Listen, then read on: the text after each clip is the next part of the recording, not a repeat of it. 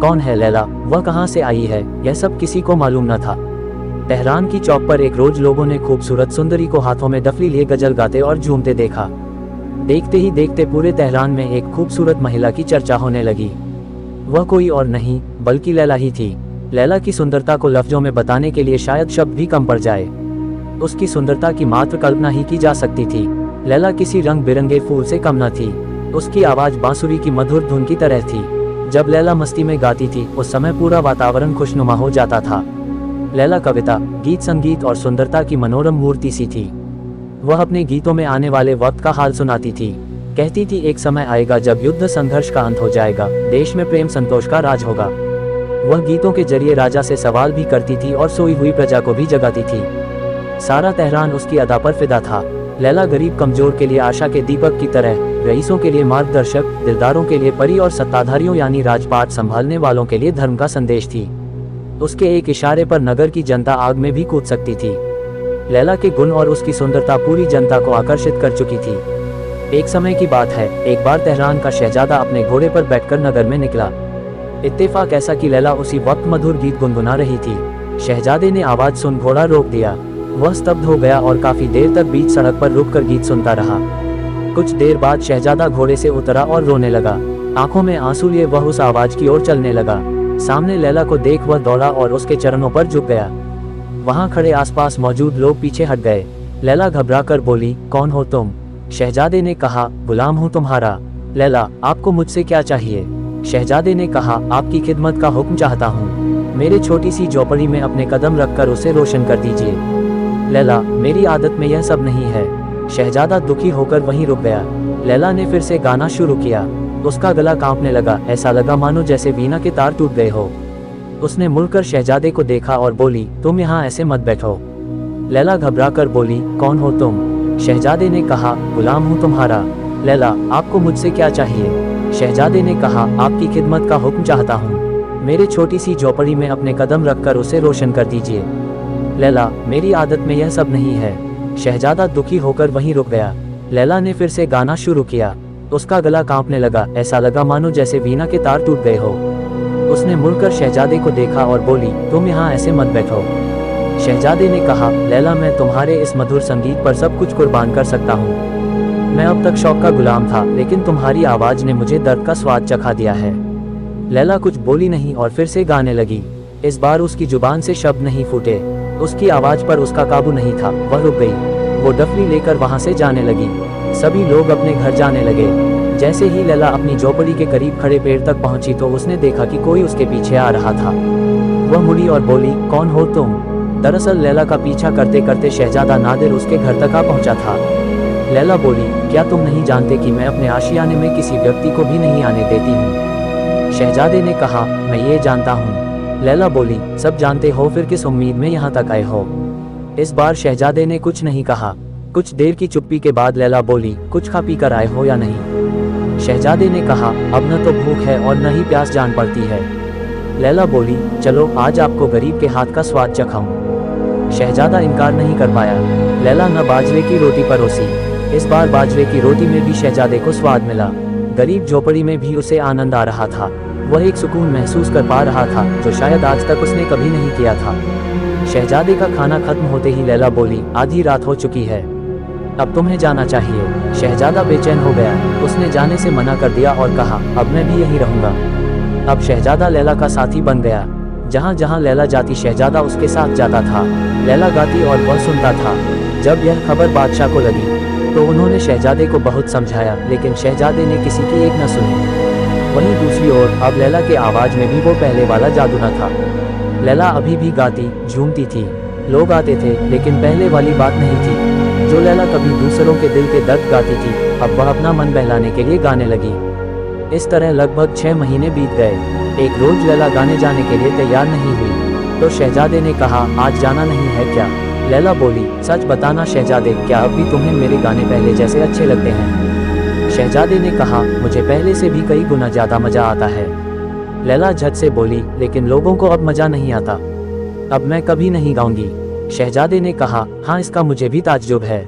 लैला बोली, पहले मेरे दिल में सभी के लिए समान जगह थी। पहले मेरी जो आवाज़ निकलती थी वह सभी के दिलों तक पहुंचती थी, लेकिन अब तुम औरों से अलग हो गए हो। आज से तुम मेरे सब कुछ हो। अब से मैं तुम्हारे साथ चलूंगी। इस झोपड़ी में आग लगा दो। फिर पूरे तेहरान में जश्न का माहौल हो गया। घर घर मिठाइयाँ बन रही थी। शहजादे और लैला का विवाह हो रहा था। हजारों लोग मस्जिदों में एक साथ नए जोड़े के लिए लंबी उम्र की दुआएं मांग रहे थे। इस मौके पर लैला ने बिल्कुल सादे कपड़े पहन रखे थे। आभूषण का कोई नामो निशान नहीं था। महिलाएं लैला को दुआएं और मुबारकबाद दे रही थी, जिस पर एक सुर में वहां मौजूद लोग आमीन आमीन कह रहे थे। देखते ही देखते कई साल बीत गए। शहजादे नादिर अब नगर के बादशाह बन चुके थे और लैला उनकी मल्लिका। उस दौर से पहले ईरान का राजपाट कभी इतना अच्छा नहीं था। बादशाह नादिर और मल्लिका लैला दोनों ही अपनी प्रजा को अपने करीब मानते थे और उनका हमेशा भला सोचते थे। नादिर राजसत्ता की वकालत करता तो लैला प्रजा की ओर से दलील देती। जब कभी राजपाट से थोड़ा वक्त मिलता तो दोनों एक साथ गाते बजाते थे। कभी नादिर लैला की मान जाता तो कभी लैला नादिर की सुन लेती। यह उनके सुखी वैवाहिक जीवन का उसूल था। उस समय जब बादशाहों और महलों में एक से अधिक बेगमों का बोलबाला हुआ करता था, उस वक्त तेहरान के बादशाह पर लैला का एकमात्र अधिकार था। लैला ने राजपाट की सारी कमान अपने हाथों में रख ली थी। अब सारा धन प्रजा के हित में खर्च किया जाता था। सब बढ़िया था, किंतु प्रजा मन ही मन संतुष्ट नहीं थी। उन्हें यह डर था कि अगर ऐसा ही हाल ज्यादा दिनों तक चला तो वो दिन दूर नहीं कि राजा प्रजा का भेद खत्म हो जाएगा। लैला और नादिर के लाख समझाने के बावजूद भी दोनों वर्गों का भेद मिटाने का नाम नहीं ले रहा था। लड़ाइयाँ और विवाद बढ़ते जा रहे थे। सामंत और ऊंचे वर्ग के लोग बादशाह नादिर को मारना चाह रहे थे, जबकि वहां की प्रजा लैला की दुश्मन बनती जा रही थी। पूरे राज्य में अशांति का वातावरण था। एक रोज रात के समय बादशाह और मल्लिका आरामगाह में थे। शतरंज की बाजी चल रही थी। नादिर ने कहा, लैला अब तुम्हारा प्यादा गया। लैला बोली, ये लो शाह, तुम्हारा खेल खत्म। नादिर ने कहा, तुमसे हारने में जो खुशी मिलती है वह जीत में बिल्कुल नहीं है। लैला, शाह बचाए वरना अब अगली चाल से आपकी हार तय है। नादिर ने भौहें चढ़ाकर कहा, तुमने राजा का अपमान किया है। इतने में लैला बोली, 2 बार मैंने आपको छोड़ दिया है, अब आप नहीं बचेंगे। नादिर ने कहा, जब तक मेरे पास मेरा घोड़ा दिलराम है तब तक मुझे कोई दुख नहीं है। लैला, तो लाइए दिलराम को। हो गई आपकी मात। नादिर, जब मैं तुम्हारे गुणों के सामने अपना दिल हार बैठा तो अब मेरा प्यादा क्या चीज था, उसका अंत तो होना ही था। लैला बोली, बातें मत बनाए, आप हारे हैं, इसलिए शर्त के मुताबिक इस पत्र पर अपनी मोहर लगा दीजिए। फरमान में लैला ने यह लिखा था कि आयात कर कम करके आधा कर दिया जाए। शतरंज में हारने पर नादिर ने इस फरमान पर मोहर लगाने का वादा किया था। शर्त के मुताबिक बादशाह ने मोहर लगा दी और इसके साथ ही प्रजा को साल के तकरीबन 5 करोड़ के कर से छुटकारा मिल जाएगा। लैला मन ही मन ये सोचकर खुश हो रही थी कि जब प्रजा को इसकी जानकारी मिलेगी तो वो कितनी खुश होगी और उन्हें दुआएं देंगी। तभी अचानक राजभवन में शोर मचा। अफरा तफरी का माहौल हो गया। पूछने पर पता लगा कि गुस्साए लोगों की भीड़ आई है और वे राजभवन की दीवार तोड़कर अंदर आने की कोशिश कर रहे हैं। शोर बढ़ता ही जा रहा था। लैला एक कोने में चुपचाप खड़ी थी। नादिर को भी कुछ समझ नहीं आ रहा था कि वह क्या करे। अंत में उसने लैला की तरफ देखकर कहा, मैं सेना को बुलावा भेजता हूँ। इतने में लैला बोली, थोड़ा रुकिए, आखिर इन सभी लोगों से एक बार पूछिए तो कि ये चाहते क्या हैं। लैला की बात सुनते ही नादिर छत पर चढ़ गया और लैला भी उसके साथ आ पहुंची। दोनों छत पर खड़े थे। भीड़ की नजर उन पर गई। भीड़ चिल्लाए, वो देखो लैला छत पर खड़ी है। नादिर ने चिल्लाकर कहा, यह ईरान की बदनसीबी है कि आज ये दिन आया। तुम लोगों ने राजभवन को क्यों इस प्रकार से घेरा है? आखिर क्यों तुमने बगावत की राह चुनी है? बताओ। मैं बादशाह ए तेहरान तुम सभी को हुक्म देता हूँ, इसी वक्त यहाँ से जाओ वरना यहाँ खून की नदियाँ बहा दी जाएगी। तभी भीड़ से एक विद्रोही निकला और बोला, हम तब तक यहाँ से नहीं जाएंगे जब तक लैला इस महल से नहीं जाएगी। गुस्से में तमतमा कर नादिर ने कहा, अल्लाह से डरो, मल्लिका का इस तरह अपमान करते हो, तुम लोगों को बिल्कुल शर्म नहीं है। लैला जब से मल्लिका बनी है उसने तुम लोगों को कितनी सुविधाएं दी हैं और तुम ऐसी बेदबी कर रहे हो। कभी महल में आकर देखो कि मल्लिका कैसा जीवन जीती है। लैला वैसा भोजन खाती है जो तुम जानवरों को खिलाते हो। साज सजावट तो दूर, लैला का महल खाली खंडहर है। लैला मल्लिका होकर भी फकीरों सा जीवन जीती है, दिन रात प्रजा की सेवा में ही डूबी रहती है और तुम उसके साथ ऐसा बर्ताव कर रहे हो। नादिर बोल ही रहे थे कि विद्रोहियों में से किसी ने चिल्लाकर कहा, मल्लिका हम सबकी दुश्मन है, हम लैला का चेहरा तक नहीं देखना चाहते। इतने में नादिर ने चिल्लाकर कहा, खामोश हो जाओ सब। फरमान दिखाते हुए नादिर ने कहा, ये देखो लैला ने तुम लोगों के लिए कितना सोचा। तुम लोगों का कर अब आधा हो गया है, फिर भी तुम उसके लिए ऐसी बातें कर रहे हो। हजारों लोग एक साथ बोले, यह तो बहुत पहले ही माफ होना चाहिए था। हम अपनी मल्लिका के रूप में इसे स्वीकार नहीं कर सकते हैं। बादशाह को समझ नहीं आ रहा था कि वह क्या करे। उसे इस हालत में देख लैला बोली, अगर अल्लाह की यही मर्जी है कि मैं दफली बजाऊं और गाना गाकर गुजर बसर करूं तो मुझे इस बात का कोई दुख नहीं है। मैं फिर से एक बार अपनी आवाज़ से जनता का दिल जीत लूंगी। नादिर लैला को खोना नहीं चाहते थे। उसने घबराकर मीनार की घंटी बजाई ताकि सैनिक बाहर मदद के लिए आएं और भीड़ को खाली कराएं, लेकिन ऐसा हुआ नहीं। नादिर ने फिर दूसरी बार घंटी बजाई। इस बार भी कोई सैनिक बाहर नहीं आया। बादशाह नादिर ने तीसरी बार घंटी बजाई, एक भी सैनिक बाहर नहीं निकला। नादिर ने सिर पर हाथ रख लिया। वह समझ गया कि यह खतरे की घंटी है। अब खराब दिन आ चुके हैं। अब उसे जनता के कहे अनुसार काम करना ही पड़ेगा। लैला नादिर को अपनी जान से भी ज्यादा प्यारी थी।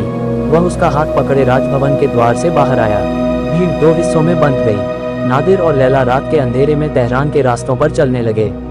उन्होंने मस्जिद में पनाह ली क्योंकि उन दोनों का अब कोई आश्रय नहीं था। इस तरह दर दर भटकते भटकते पूरा साल बीत गया। दोनों ने समरकंद, बुखारा, बगदाद, हलब, काबिरा और अदन इन सारे देशों की खाक छान डाली। लैला की आवाज का जादू एक बार फिर काम आया। उसके गाते ही पूरे शहर में एक अलग ही हलचल सी मच जाती थी।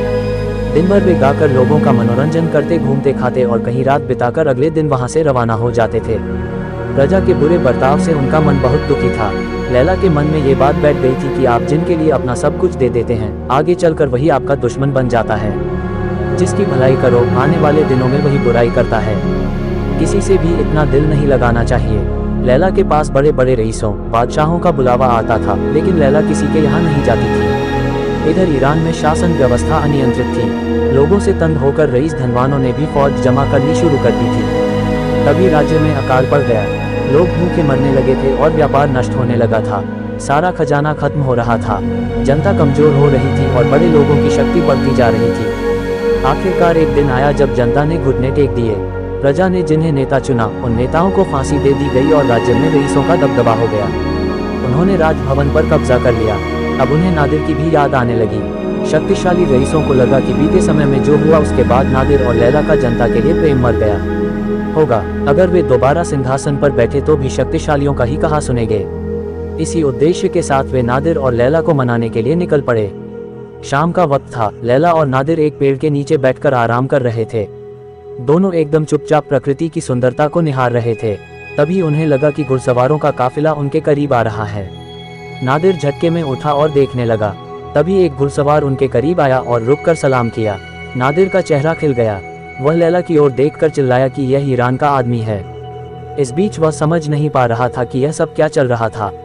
लैला चिल्लाकर बोली, सावधान हो जाओ और अपनी तलवार संभाल लो, क्या पता इसकी जरूरत पड़ जाए। घुड़सवारों ने एक साथ नादिर को फिर से सलाम किया। इस बार नादिर खुद को रोक नहीं पाया और उन्हें गले से लग लिया। घुड़सवार बोले, बादशाह देश अपने स्वामी को खोज रहा है, आप हमारे साथ चलिए। नादिर ने कहा, एक बार आप लोगों ने हमारी इज्जत ले ली, इस बार क्या जान लेंगे। मैं यहाँ बहुत ही आराम से हूँ, मुझे परेशान मत करिए। लोगों ने बार बार साथ चलने की गुहार लगाई, लेकिन नादिर एक ही रट लगाए था। काफी मिन्नतों के बाद वह साथ जाने के लिए तैयार हो गया। तभी लैला बोली, तेहरान की प्रजा मुझसे नाराज थी, आपसे नहीं। आप भले ही उन्हें माफी दे सकते हैं, लेकिन मैं नहीं। लैला के मुंह से ऐसी बातें सुनकर नादिर हैरान रह गया। उसे समझ नहीं आया कि लैला ऐसा क्यों कह रही है, लेकिन उसने कुछ नहीं कहा। दूतों के साथ वे दोनों तेहरान के लिए चल पड़े। नगर पहुंचते ही शक्तिशाली लोगों ने उनका जोरदार स्वागत किया, जबकि गरीब कमजोर लोग चीख पुकार रहे थे। लैला को अब इससे कोई फर्क नहीं पड़ता था। जिन लोगों की तकलीफ देखकर एक वक्त में लैला का कलेजा फटता था, अब उनके जीने मरने से लैला को कोई मतलब नहीं था। नादिर जब भी प्रजा की भलाई का काम करता, लैला उसमें बाधा डाल देती थी। 3 साल इसी तरह बीत गए और प्रजा की स्थिति दिनों दिन बिगड़ती चली गई। एक रोज नादिर शिकार पर निकला। शिकार के दौरान वह रास्ता भटक गया और अपने साथियों से बिछड़ गया। वह जंगल में काफी देर भटकता रहा, लेकिन उसे महल लौटने का कोई रास्ता न सूझा। अंत में वह खुदा को याद करते हुए एक रास्ते पर निकल पड़ा। सोचा कि कोई बस्ती या घर दिखे तो रात में आसरा लेकर सुबह महल का रास्ता पूछ लौटाऊंगा। मीलों चलने के बाद उसे एक गांव दिखा, जहां मात्र 3-4 ही घर थे। तभी उसकी नज़र वहां मौजूद एक मस्जिद पर पड़ी। बहुत रात हो गई थी, इसलिए बादशाह नादिर ने वहां रात बिताने की सोची। वहां एक फटी चटाई पड़ी थी, नादिर उसी पर सो गया। अचानक आहट हुई और नादिर चौंक गया। उसने आंखें खोली और एक बूढ़े को सामने पाया। नादिर ने देखा कि वह बूढ़ा व्यक्ति सुबह की नमाज पढ़ रहा था। नादिर इतना थका था कि उसे पता ही नहीं चला कि सुबह हो गई थी। वह शांत उस बूढ़े व्यक्ति को नमाज पढ़ता देखता रहा। बूढ़े ने नमाज पढ़ने के बाद दुआ मांगी। बूढ़े ने हाथ उठाकर कहा, ए खुदा, तू गरीबों का मददगार है, बेसहारों का सहारा है। तू इस क्रूर बादशाह का अत्याचार देख रहा है। तू देख रहा है कि कैसे वो एक औरत के इश्क में इतना डूब गया है कि अपनी प्रजा को भूल गया है। खुदा, तू उसे अपने पास बुला ले, या तो फिर हमें अपने पास बुला ले। ये यातनाएं हमसे और न सही जाएंगी। ईरान अब इस अत्याचार से तंग आ गया है। आज से पहले बादशाह नादिर ने अपनी ऐसी आलोचना कभी न सुनी थी। दुआ के लफ्ज सुनकर बादशाह नादिर का खून सूख गया। उसे समझ नहीं आया कि वह क्या करे। नादिर वहीं सोया रहा, वह हिल भी नहीं पाया। घटना के एक सप्ताह बाद तक नादिर सभा में नहीं आया। साथ ही उसने किसी सेवक से भी मुलाकात नहीं की। कमरे में पड़ा सोचता रहा कि आखिर क्या करूं। लैला से नादिर की ये हालत देखी नहीं जा रही थी। वह कई बार उसके पास जाकर पूछती कि आखिर बात क्या है, क्यों वे इस तरह से बर्ताव कर रहे हैं। नादिर उसकी गोद में सिर रखता और रोने लगता। वह चाहकर भी कुछ बोल नहीं पा रहा था। कई दिनों तक मन ही मन व्याकुल होकर अंत में उसने सोचा, प्रेम अमर है, मैं और लैला दिल से जुड़े हैं। मुझे इस बादशाहत का लोभ नहीं है। मैं लैला के बिना नहीं जी सकता। वह कमरे से निकला और दौड़ते हुए लैला के कमरे में पहुंचा। देर रात हो चुकी थी, लेकिन द्वार खुला था। नादिर को समझ नहीं आया कि इस वक्त लैला कहाँ जा सकती है। वह डर गया। मन में कई सवाल आने लगे, लेकिन उसने आशा न छोड़ी और पूरा महल छान मारा। लैला कहीं नहीं थी। बादशाह नादिर मायूस हुए लैला के कमरे में लौट आए। हजारों बुरे ख्यालों के बीच नादिर लैला के बिस्तर पर लेट गया कि तभी उसका हाथ तकिए के नीचे रखे कागज के टुकड़े पर पड़ा। नादिर ने पर्ची उठाई। वह लैला का खत था। नादिर ने पढ़ना शुरू किया। पहली लाइन पढ़ते ही उसकी आंखें छलक उठी। हिम्मत न हुई कि आगे पढ़े, लेकिन उसने खत पढ़ा। लैला ने लिखा था, मेरे प्रिय नादिर, मैं तुमसे अब हमेशा के लिए विदा लेती है। तुम्हें मेरी सौगंध है, तुम मुझे ढूंढने की कोशिश मत करना। लैला तुमसे इश्क करती है। वह तुम्हारे प्यार की भूखी है, तुम्हारे दौलत की नहीं। बीते हफ्ते से तुमने मुझसे निगाहें फेर रखी है। मेरी तरफ देखते तक नहीं हो। मेरे लिए इस सजा से बड़ी कोई सजा नहीं हो सकती। मैंने अब तक जो किया केवल तुम्हारी भलाई के लिए ही किया था। अब मैं तुम्हारे सामने भी गिर गई हूँ। ये 5 साल मुझे हमेशा याद रहेंगे। मैं डफली लेकर आई थी, डफली लेकर ही जा रही हूँ। अलविदा। इतना पढ़ने के बाद नादिर लैला के गम में वहीं खड़ा रोता रह गया।